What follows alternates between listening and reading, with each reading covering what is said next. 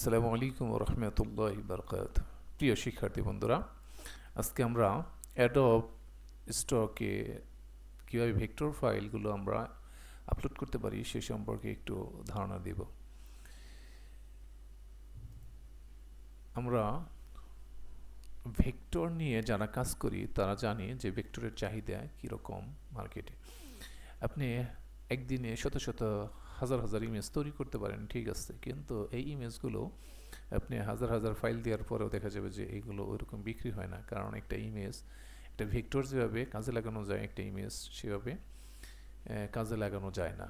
কারণ যে আমরা ইমেজটাকে অনেক মডিফাই করতে পারি, কালার ডিজাইন চেঞ্জ করতে পারি বা যে কোনো জায়গায় আমরা এটা ব্যবহার করতে পারি, কিন্তু পিকচার সেই রকম কাজে লাগানো সম্ভব হয় না। তার জন্য মার্কেটে পিকচারের চাইতে বেশি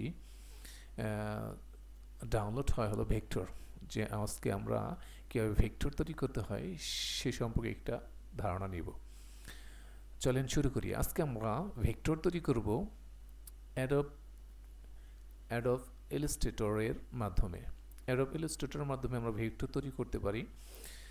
আমরা যদি যারা ফ্রি এআই সফটওয়্যার ব্যবহার করে পিকচার জেনারেটের জন্য বা ইমেজ জেনারেট করার জন্য বা ভেক্টর জেনারেট করার জন্য, তারা তো বিভিন্ন এআই সাহায্যে ফ্রিতে ব্যবহার করতেই পারে, কিন্তু আমরা আজকে পেইড একটা সফটওয়্যার সম্পর্কে আলোচনা করব। আজকে যে সফটওয়্যার সম্পর্কে আলোচনা করব সেটার নাম হলো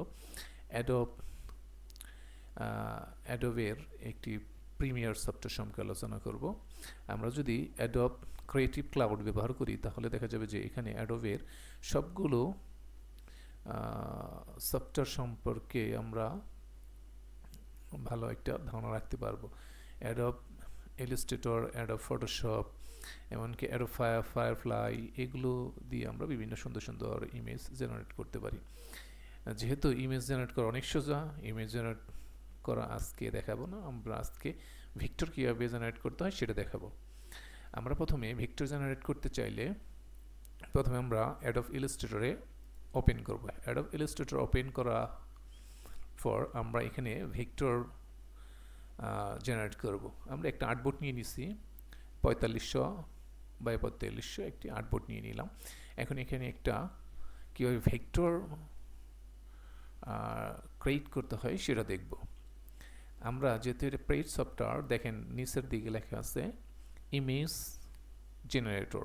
আমরা যদি ইমেজ জেনারেটরে ক্লিক করি তাহলে আমরা এখানে ইমেজ জেনারেটরের জন্য বিভিন্ন অপশন দেখতে পাবো। এখানে বলতেছে প্রম, এখানে আপনি ইচ্ছা মতো একটা প্রম দিবেন। আমরা সিম্পল একটা প্রম এখানে দিয়ে দিলাম যে ফুল বডি ইমেজ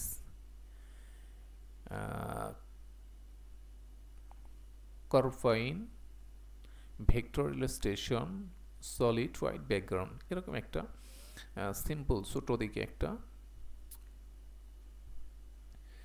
প্রম দিয়ে দিলাম।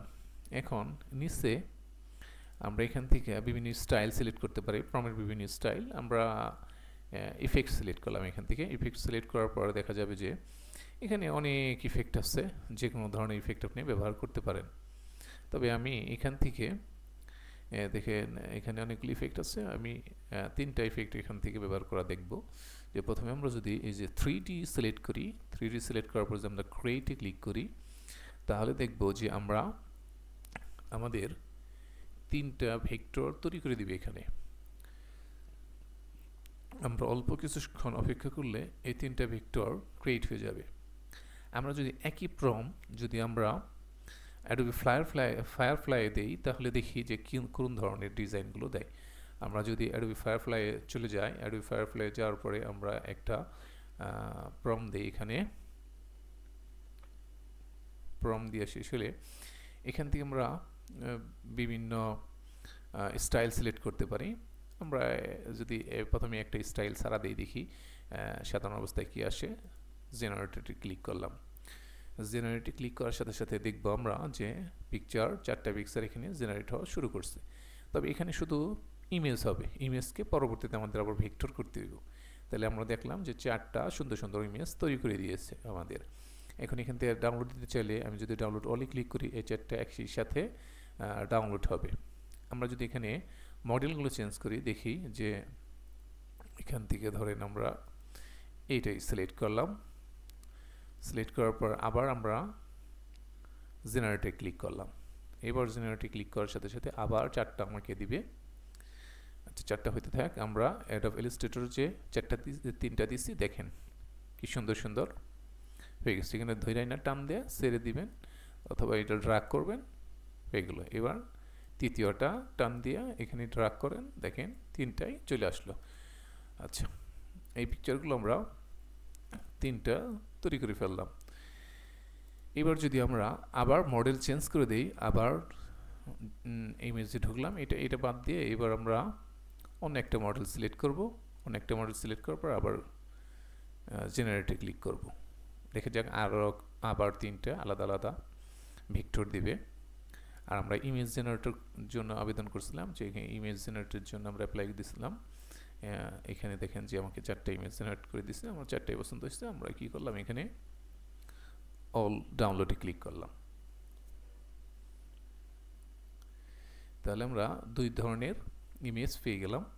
এখন এখান থেকে নিচের দিকে থেকে দেখেন যে এই যে বিভিন্ন ধরনের ইফেক্ট আছে। এখানে অল ইফেক্টের ভিতরে অনেক ইফেক্ট আছে, এখান থেকে অনেকগুলো ইফেক্ট দেখতে পারেন আপনি। অথবা এখানে এরপরে পপুলার কিছু ইমেজ যে ক্লিক করলে আপনি সবচেয়ে বেশি যে ব্যবহার হয় সেই ধরনের কিছু ইফেক্ট আপনি এখানে দিয়ে দিবে। আমরা এখান থেকে একটা ইফেক্ট সিলেক্ট করে যদি আবার জেনারেট ক্লিক করি, আবার দেখা যাবে যে 4টা পিকচার আমাদের জেনারেট করে দিবে। আমরা এই 4টা হতে থাক। আমরা এখন আবার ইলাস্ট্রেটর চলে গেলাম। এবার দেখব যে অন্য স্টাইলে আবার 3টা দিয়ে দিচ্ছে। আমরা একই সিস্টেমে এই 3টাও এখানে নিয়ে আসি। 3টা এখানে নিয়ে আসলাম। এরপর আমরা আরেকটি স্টাইল দেখি। এই স্টাইলটা বাকি রয়েছে। আমরা একটি স্টাইল সিলেক্ট করলাম, আবার জেনারেটে ক্লিক করলাম।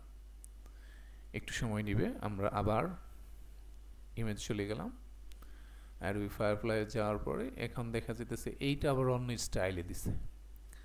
দেখেন এইখানে আমরা অল ক্লিক করলাম, ডাউনলোড অনলি ক্লিক করলে এটা ডাউনলোড হবে। এই যে এখান থেকে আমরা অ্যাডোবি ফায়ারফ্লাই থেকে যে ইমেজগুলো তৈরি করতেছে, এগুলো সব জেপিজি আকৃতির ইমেজ তৈরি হইতেছে। আমরা এগুলো পরবর্তীতে ভেক্টর বানাতে পারবো, অথবা আমরা পিএনজি হিসাবেও এগুলো ব্যাকগ্রাউন্ড রিমুভ করে পিএনজি হিসাবেও আমরা বিভিন্ন মার্কেট প্লেসে আপলোড করতে পারবো। আচ্ছা, এগুলো কিভাবে আমরা ভেক্টর হিসেবে আপলোড করি এবং পিএনজি হিসেবে আপলোড করি সেটা আমরা জানি। আমরা এর আগেও কয়েকটা ভিডিও দিয়েছি যে কীভাবে পিএনজি হিসেবে বিভিন্ন ইমেজ আপলোড করতে হয়। আজকে আমরা ভেক্টর কীভাবে আপলোড করতে হয় সেটা দেখাবো। পরবর্তীতে একটা ক্লাস দেখাবো যে এইগুলো কীভাবে ব্যাকগ্রাউন্ড রিমুভ করে আমরা ভেক্টর অথবা পিএনজি হিসাবে এগুলো এই ইমেজগুলো ব্যবহার করতে পারি। তাহলে আমরা আবার ইলাস্ট্রেটর চলে গেলাম। ইলাস্ট্রেটর চলে আসার পরে দেখা গেল যে এখানে দেখেন যে আবার নতুন করে 3টা পিকচার দিয়ে দিচ্ছে। এগুলো সব কিন্তু ভেক্টর, সরাসরি ভেক্টর। আমাদের এগুলো আর ভেক্টর বানানোর প্রয়োজন নাই, এগুলো সরাসরি আমাকে ইলাস্ট্রেটর ভেক্টর করে দিয়েছে। আমরা যে ইলাস্ট্রেটর যে ভার্সনটা ব্যবহার করতেছি এটা হলো লেটেস্ট ভার্সন, ঠিক আছে। আমরা এখান থেকে যদি ভার্সনটা সম্পর্কে জানতে চাই তাহলে আমরা দেখব যে এখানে বেটা ভার্সন যেটা আছে, বেটা ভার্সন আমরা সিলেক্ট করব। বেটা ভার্সন সিলেক্ট করার পর এই যে ইলাস্ট্রেটর বেটা ভার্সন, এটা আমরা সিলেক্ট করব। এটা বেটা ভার্সন বলতে একবারে লেটেস্ট যে ভার্সনটা এখন চলতেছে সেই ভার্সনটা আমরা এখান থেকে ব্যবহার করব, ঠিক আছে। এই কারণটা হলো এই ইলাস্ট্রেটরের ভিতরে আপনার সরাসরি এআইটা ঢুকানো আছে। আমরা যেরকম ব্রাউজারে ব্যবহার করি, ব্রাউজারে এআই ব্যবহার করে ইমেজ বা ভেক্টর তৈরি করি, কিন্তু এখানে যেহেতু এটা ইলাস্ট্রেটরটা হলো অ্যাডোবির একটা সফটওয়্যার, তার জন্য ওরা এদের এআইটা এমনভাবে প্রস্তুত করছে যেন আমরা সরাসরি ইলাস্ট্রেটর প্রোগ্রাম থেকে আমরা এই এআইটা ব্যবহার করতে পারি। এখন আমরা দেখব যে এগুলোকে কীভাবে ভেক্টর হিসেবে সরাসরি আমরা সাজাতে পারি। যদি এগুলোর কোনো কাজের দরকার নাই, দেখেন এগুলো বাইরে নিয়ে গেলাম, দেখেন এগুলো পুরোটাই কি ভেক্টর। তারপরও এই যে আমরা যদি একটু বড় করে যদি দেখায় যে কিছু কিছু জায়গায় একটু অপ্রয়োজনীয় জিনিস থাকতে পারে, অপ্রয়োজনীয় জিনিসগুলো আমরা কেটে ফেলবো, ঠিক আছে?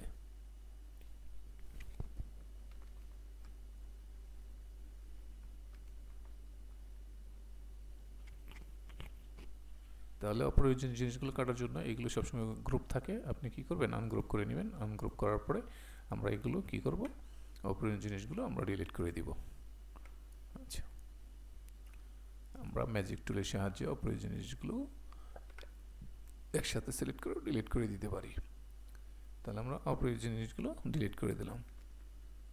আচ্ছা, অপ্রয়োজনীয় জিনিসগুলো ডিলিট করার যদি আমরা ম্যাজিক টুলের সাহায্যে ডিলিট করি তাহলে দেখা যাচ্ছে যে মাথার কিছু অংশ নষ্ট হয়ে যেতে পারে। তার জন্য আমরা কি করব, আমরা ইরেজারের সাহায্যে এটা সুন্দর করে কেটে নিব, যেন মাথার কোনো অংশ যেন ক্ষতিগ্রস্ত না হয়।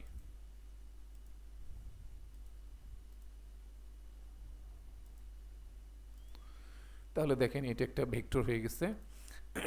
ভেক্টর বলতে আমরা যারা বুঝি যে এটা আমরা যত বড়ই করি না কেন এটা কি হবে না, আর ফাটবে না। এরকম প্রত্যেকটা আপনার ভেক্টরই এরকম সুন্দরভাবে কারেকশন করার পরে আপনি কি করবেন, একটার ভিতরে সেট আকৃতিতে বা 4টা 6টা অথবা 9টা এরকম আপনি সাজিয়ে তারপরে মার্কেটে আপলোড করবেন। আমরা একটু এইগুলো, এর যে 9টা সেট আছে এই 9টার একটা সেট করব, সুন্দর করে একটু কাজটা করে নেই।